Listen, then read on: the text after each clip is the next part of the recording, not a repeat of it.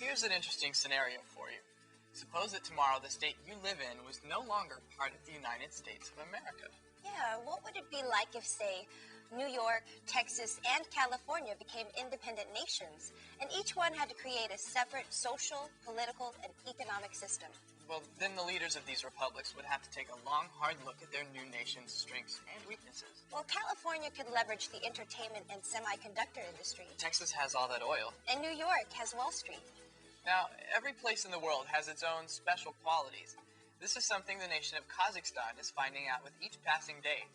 Since the Soviet Union collapsed in the early 1990s, this former Soviet republic has been feeling out its independence.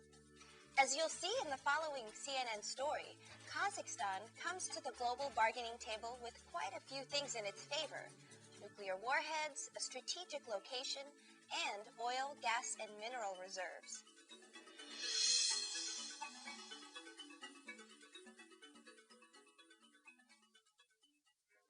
Kazakhstan doesn't have the image of an economic or nuclear powerhouse. It's poor, mostly agricultural, and far from the power centers of Moscow, Europe, or even Asia. But beneath Kazakhstan's surface are more than 100 huge SS-18 nuclear missiles, once part of the Soviet Union's superpower arsenal.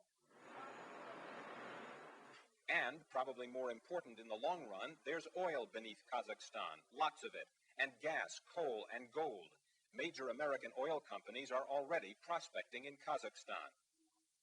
The capital city, Almaty, may not look it, but U.S. officials expect Kazakhstan to become another Saudi Arabia or Kuwait, one of the world's wealthiest nations, and politically dominant in Central Asia after the year 2000. U.S. Secretary of State Warren Christopher signed new agreements with Kazakhstan worth up to $140 million in economic aid, almost triple what Kazakhstan got last year. We attach such very great importance to our relations with Kazakhstan. We want to develop that relationship in many dimensions.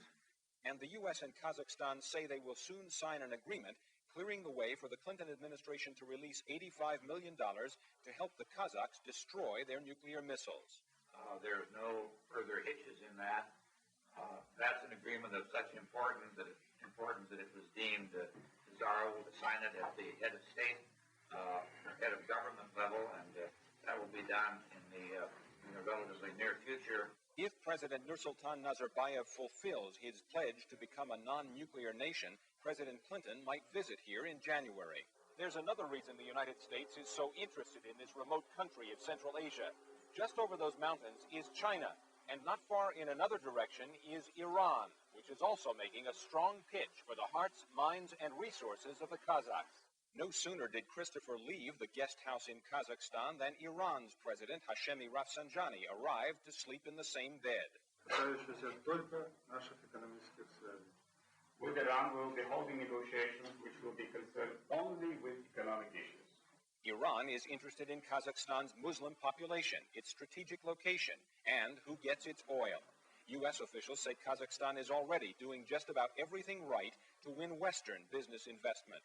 And although Nazarbayev still runs his country with the autocratic touch of the former Soviet Union, U.S. officials seem prepared to overlook that while the U.S. maneuvers for a strong foothold in Central Asia's future.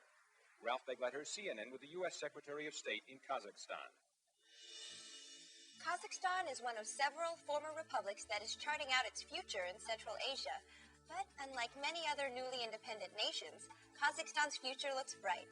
If it can mine and manage its natural resources properly, it should be able to build a strong economic base. And given its strategic location and valuable resources, it has every chance of forging strong relationships with its neighbors and with the United States and the West. With these advantages, it should have little trouble carving out a place in the international political community.